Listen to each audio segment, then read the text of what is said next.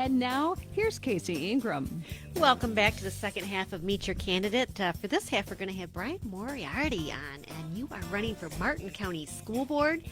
Right now, it's an uncontested race, so fingers crossed. Don't tell anyone. Oops, y'all didn't hear that. But we're glad to have you with us, and I want to hear more about it. But before we get into the show, I want to remind everybody, Indiantown Marine Center, fantastic marine center that's expanding and growing out in Indiantown, right on the Intercoastal Waterway. Newly constructed 38-acre marine service and storage facility offering dockage, workspace, and long-term storage. Efficient and user-friendly location for servicing and storing vessels while still maintaining cleanliness, environmental quality, and safety. 250-ton and 100-ton lift capacity. That's huge boats. 20 miles inland for hurricane protection. 2,800 linear feet of dock space, foreign trade zone, and bring your vessel and your own contractor. 3-phase, single-phase shore power. That's 772-597-0800. 597-0800. Indiantown Marine Center, FL.com. All right, Dr. Brian Moriarty is the owner of Loving Chiropractic of Stuart and has been in private practice since 2006. He comes from a large family of chiropractors, including his father, who gave him his first chiropractic adjustment when he was just 10 minutes old. 10 minutes. You were trouble from the start. What an extremist. There you go. Raising a ruckus. Dr. Brian graduated from, help me with this, Oglethorpe? Oglethorpe in Atlanta. All right. In 2000, and from Palmer College of Chiropractic, Florida, where he was honored with the Virgil String Philosophy Award at graduation. Dr. Brian was named Chiropractor of the Year in Florida for 2021 and is the current president of the Florida Chiropractic Society. He is the secretary for the International Chiropractors Association and is a national speaker and MC at various chiropractic and nonprofit events. He serves as a board member for the Stuart Martin Chamber of Commerce and has served on countless nonprofit boards here in Martin County. Dr. Brian is passionate about children since he has a huge pediatric practice in Stuart. In the Martin County School District, he currently serves on 4 committees: sales tax, millage, code of conduct, and strategic planning. He's honored to be a candidate for the Martin County School Board, District 5. Welcome to the studio, Brian. First time, and I'm very excited to have you here and learn a little bit more about why you're running for the Martin County School Board. Well, thank you so much for having me, Casey. I watch the show often, and it's an excellent show. I think the production is excellent as well, Mr. Nine. But, I appreciate the invitation here. It's an honor to be considered as a candidate for Martin County School Board, District 5. And we've had a great campaign so far over the last 4 months.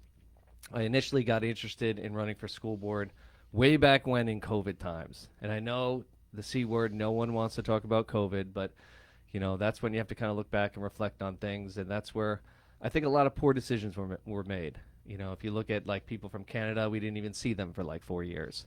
If you look on a county level, remember we closed the beaches, we closed the parks, we closed everything, and at a school board level, we closed the schools.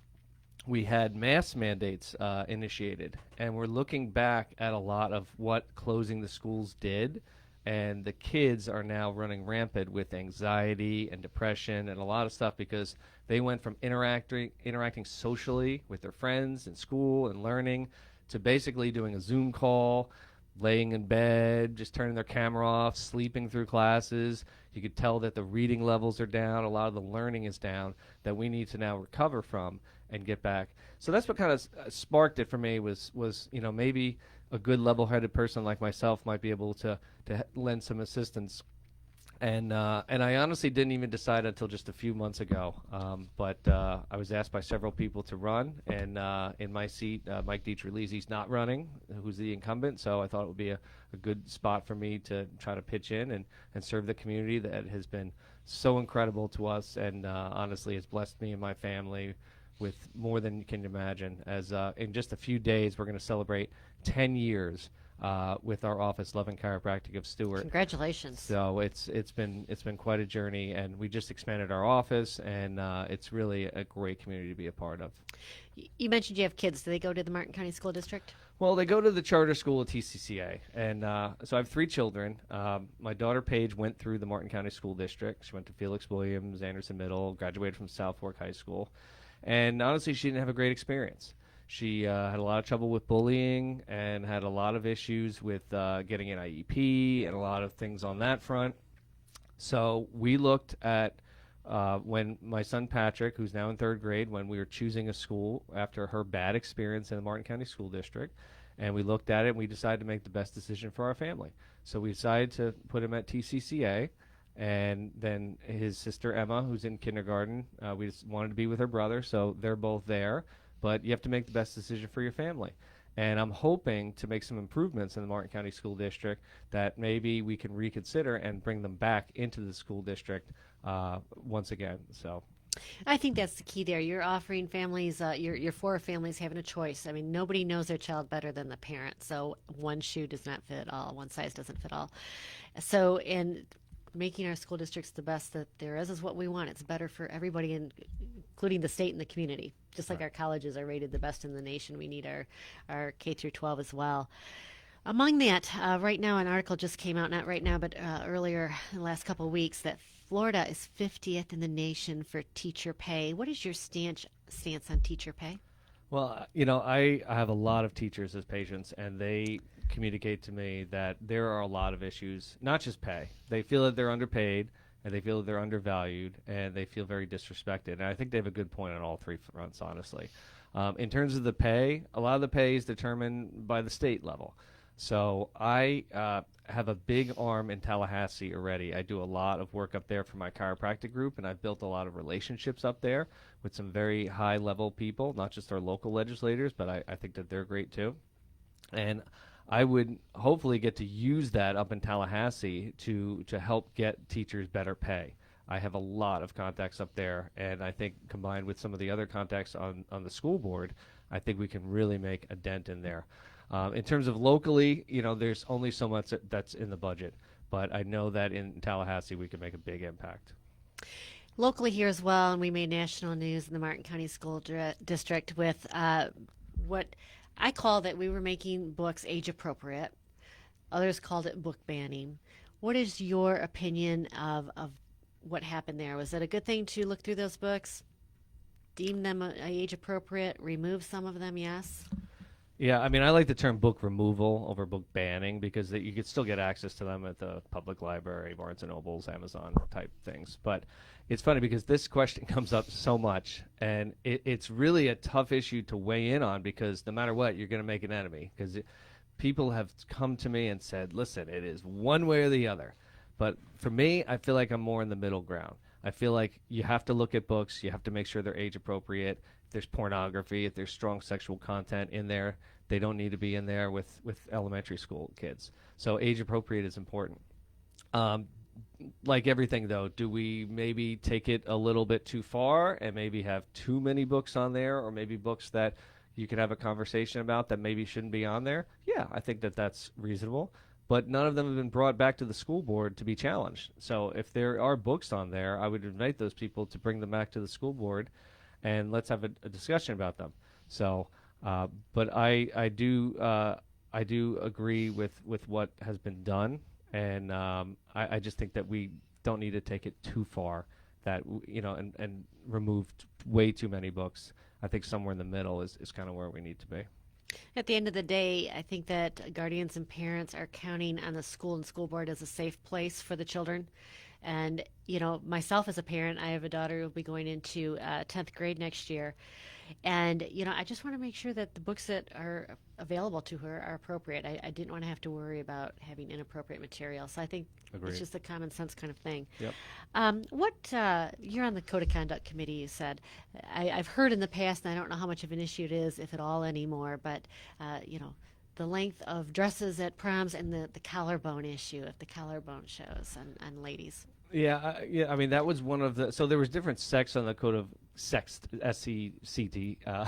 Yes. Just to be clear, there was different parts of that committee, and one of them dealt with dress code, and I believe they made some different recommendations. My part on that committee had to do more with vaping, and the penalties for that, and after talking with a lot of teachers and SROs and students, vaping is a big problem in the school district. Unfortunately.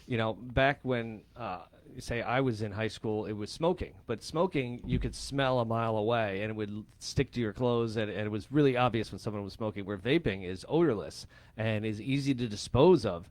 And these kids are really sharp. And this isn't just a high school problem with vaping. Mm-hmm. This is middle school. This is even creeping into 5th grade in the elementary schools. So this is a big problem that they have to address. The SRO can't be everywhere. I mean, most schools have one SRO. The high schools have two. But they can't be everywhere. They can't, police hundreds and hundreds of kids where it takes a village. And that's where a big issue that I saw coming out of that Code of Conduct Committee was that. What about bullying? You mentioned bullying, and I still hear that to this day with parents, so it's definitely still an issue. As a school board member, what would you do to tackle that issue? Yeah, bullying is, again, running rampant. I've had several students come to my office, my chiropractic office, and the reason for their visit was because they got beat up in a Martin County school. And they weren't even doing anything. This isn't like they were like picking a fight or they stole something. This is like they are just beating up people just to beat up people in some of these schools, and it's really sad. We need to get stronger punishments against bullying. A lot of it has to do with the cell phones because a lot of bullying occurs on cyberbullying.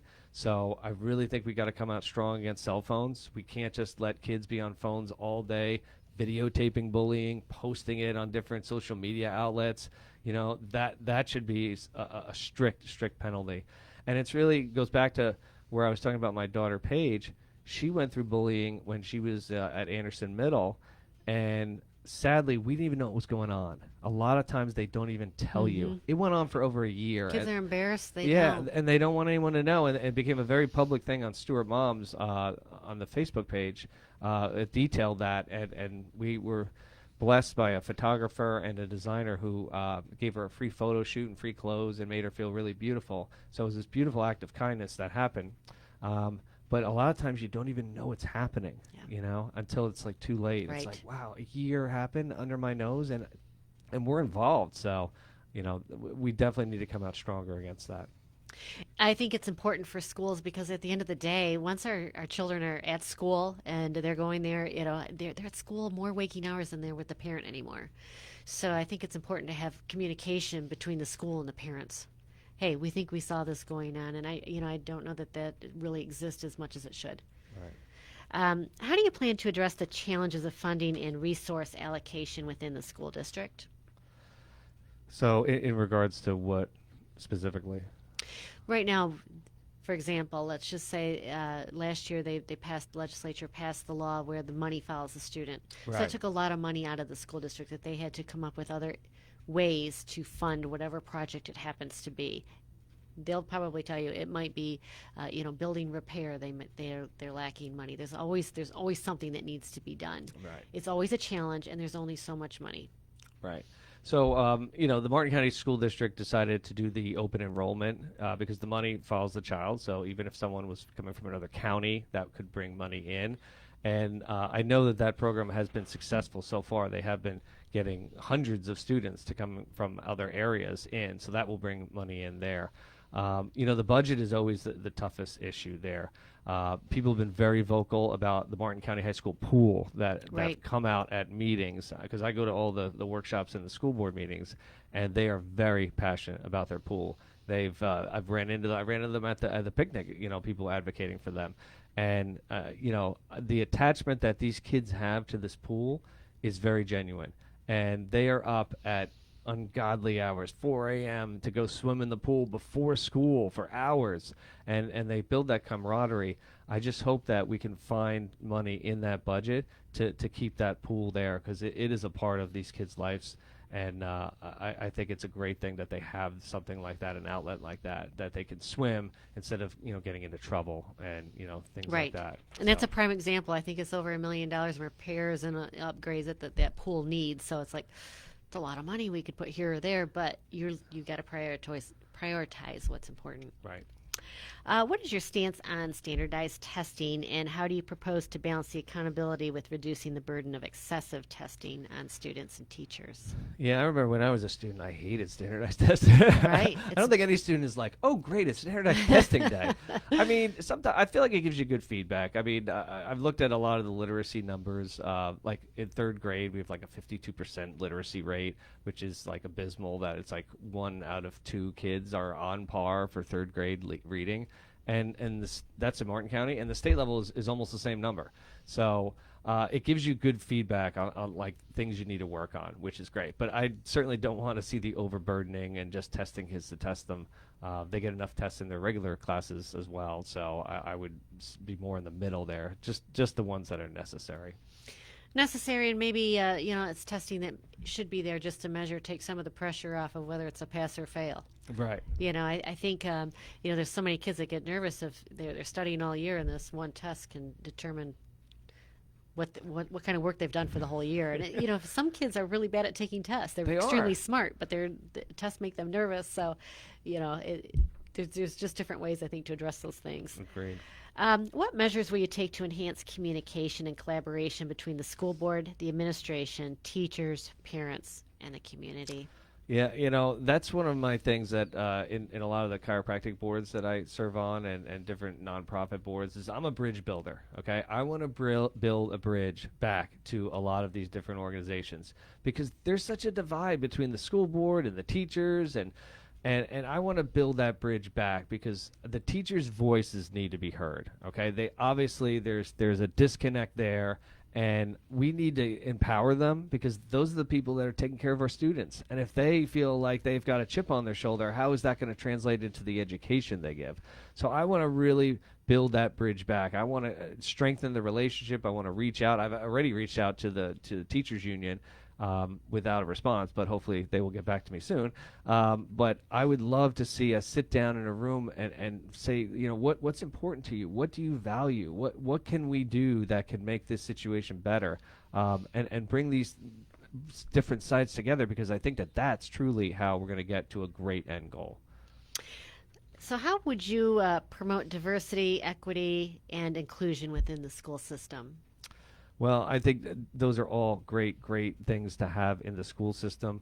I think that having a lot of different diversity is so important, and in Martin County we have that. We have a lot of people from a lot of different backgrounds. I mean, some people don't even speak English that come here. Many languages Yeah. in the district. It's incredible. I mean, I was listening to your interview with Superintendent Maine, and I couldn't believe that there were like hundreds of different languages that people speak and dialects, and in the school district. And I can't even imagine how it would be to even try to learn that because it's not like you're learning a major language; it's some kind of a dialect from. So Right, how are they going to learn? right. They can't even understand the language. But I think diversity is really important in this day and age, and I would love to see that flourish. And I think that leads to the 52% reading score as well. It's COVID, I think, contributed to that, but there's so many languages that we have to, try and reach out to and teach the students. So there's a lot of challenges. Right, and a lot of the underserved communities have the lowest scores in that. Like Port Salerno was like 19% literacy rate, and that's where you'll get a lot of those non-English speakers. And I think we need to do a better job to be able to communicate with them better to get those scores higher. That's 1 out of 5 kids on the reading level. I mean, that's Correct, yeah, yeah, that's- can't even imagine. That's depressing that it's that low. Yep. What specific initiatives, following up on that, or changes do you plan to implement to improve student performance and educational outcomes in the schools? Well, I really want to have a strong reading campaign. Those levels need to get better. I want to work with our nonprofit partners to see about different initiatives we can fund with different, but basically a big reading campaign. We've got to get people reading more outside of school. Okay, a lot of kids just go to school and they feel like that's enough. Maybe they'll do a little bit of homework, but they have to get to be reading more. We read every night with our kids, every single night, because we want them to get a great reading background. If you can't read, like, where are you going to go in this, like, in any field, let alone go to college or a trade school? But, like, you got to be able to read and comprehend. So I want to make a big reading campaign to the students to get those numbers up. I think that's incredibly important, as you said too. Unfortunately, not every child has a parent at home that'll read to them, but it's a tough thing again, and as you know, and that's why you're running for school board to try and address all these different issues. Really important question. What is your favorite color? My favorite color, blue, I think. Oh, finally a softball. These have been tough in here. I know I've been peppering them at you, so gotta give you a break. Red, yeah. white, and blue. I look behind you. Yeah, exactly. I really haven't. This is Brian Moriarty. He is running for Martin County District 5 School Board. And, our children are so important. And I have been peppering you with questions. And I think it's really important. And I appreciate you coming in here to give people an opportunity of what kind of school board member and leader you would be in the community. You have your own kids that are being educated. And it's just one of those things that I find interesting myself with the school board, that at one time people didn't really pay attention to the school board races, and now it's one of the top races that are out there. So Absolutely. everybody's you got paying candidates attention. coming in, coming out. Exactly. It was a melee about a month ago. Oh my gosh, I know. Covering that for the media, I can't even imagine. So Melee, no pun intended. Yeah, What strategies do you have in mind to ensure that all students, regardless of background or ability, have access to quality education and support services? Yeah, I mean that's such a good question. It's all students deserve to have that, regardless of what background they come from. We talked about Port Salerno. And some of the non-English speakers, making sure that the school district is hiring people that can communicate with these students.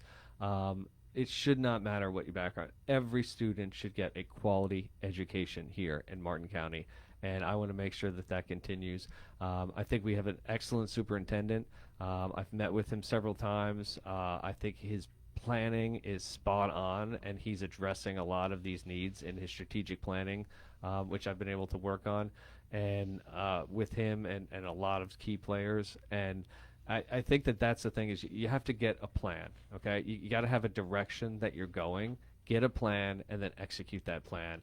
And Superintendent Maine has done a really great job at addressing the needs, and continues to. His door is always open. I mean, he has met with a lot of different people, different candidates, different community members, and I feel like he's doing a great job, and I want to support him from the school board so that he can continue his great work. And that's one thing as well, because the superintendent position used to be elected, it's now appointed. So as a school board member, it's all that much more important of how your relationship is with the superintendent, and should you need to replace one, it's that much more important, because you're deciding for the community now, right. Who's in that spot. So Brian, what kind of person are you on working out issues or problems? Somebody confronts you with something that you may personally disagree with, but it's the school. What kind of person are you to work with on these issues? I'm the love doctor, loving chiropractic. Okay, that's why we call it loving chiropractic. Okay, because trust me, I have issues with patients and staff, and I am going to shower you with love. Okay, I'm going to confront you about things with love, and basically say, hey, how can we do this better? So that's why I said I'm a bridge builder. Like I want to work with these different people on the school board. I want to work and collaborate with them. I want to work with the teachers. I want to work with the admins. We have a great administrative staff here in Martin County. I want to be able to help them do their jobs better. But with me, I'm always going to approach it from a love background. Like I appreciate what you're doing for our community. I appreciate your service. This is how we can do things better. I hope you can get on board with this, rather than just be like tough as nails and just like, this is the way it has to be, and this is, that's just not me. I'm gonna shower you with love, and hopefully, bring you around to how we can all work together and have a great compromise. And really, I hope to see that happen with our school board. Brian Moriarty, running for Martin County School Board District 5. How can people reach out to you, find out more about you? Well, I'm on Facebook. That's the main thing. Feel free to private message me. People have sent me a lot of great messages with some great feedback. I have a website, moriartyformartinschools.com. You can go on there and check that out. You can call my office. I'll be happy to talk with you. People have been very respectful and have had some great ideas and things that I've said, oh, let's take this up the chain. And I'm a real easygoing guy. Like, I'm very approachable. Like, if you got something that you think can make our district better, like, I'm a voice for you. So, I'm not just a voice for District 5, I'm a voice for the entire community. And I have a lot of great relationships in this community, and I want to have more. So if you're a parent out there that's concerned and you've heard some things through the grapevine that, reach out to me, ask me straight up, like, and I'll give you a straight answer. Like, I'm going to be very, respectful, and I'm going to be very direct at you, so you get to know what kind of person I am. And I think I'm going to be a great person that can fill that seat on the school board. Well, we're definitely looking forward to your race. And Brian, should you get an opponent, I'm going to invite you back for a full hour, but I'll leave you off the hook if you don't have an opponent. We'll see how that is. Oh, geez, a full hour. Imagine the questions in an hour, right? So, but you have really been upfront and answered every question. You just pretty much answered. You're going to be a transparent kind of person. You're open, and you want folks to come with whatever issue they have, and that's what being a school board member is about. Because it's their kids. Everybody's going to be very passionate, just like they are about the pool. There's a passion there. Yeah. So I wish you well on the school board, and we got just a minute left, but one more message out to the teachers, because they're the heart of the school system, and as a school board member, you oversee the whole school. So teachers, don't give up on the Martin County School District. Okay, there's good people and good places. I've met with all of our school board members. Don't give up on us. Let's make things better. We can work to improve this. I know we can. So give us a shot here at the Martin County School District. And to end this interview, we should have a little quick promo where we say, "This interview is over." Brian's going, I storm out the door and put that as like, wow, that was an intense interview. What happened there? Yeah. Brian Moriarty, thank you so much. For folks on Facebook, this will air tomorrow on WSTU AM 1450 at 10 and 10:30. Brian, I appreciate you coming into the studio. It's been a real pleasure. Thank you for having me. Good luck in the race. Thank you. We'll see you around town.